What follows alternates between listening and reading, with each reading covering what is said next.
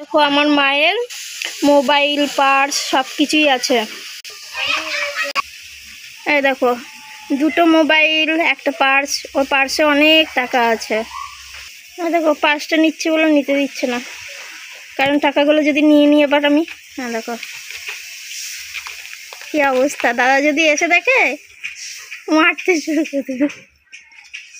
এই দেখো আর একজন ওর পার্স নিয়ে নিয়েছে। দেখো মোবাইলের উপরে ঘুমায়, পার্স নিয়ে খেলে, এত দুষ্টু কি বলবো। দেখো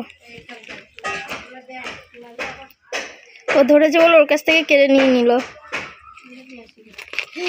মা বলছে এসে দেখলেই তোকে মারবে।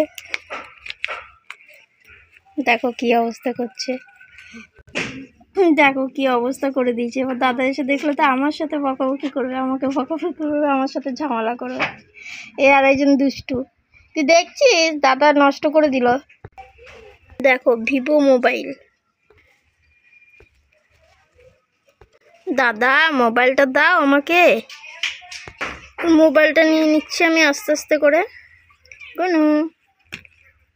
হ্যাঁ দেখো আমাকে মোবাইল নিতে দিচ্ছে না, হাতে লাগছে কিন্তু দুষ্টু। মোবাইল নিয়ে নিচ্ছি ও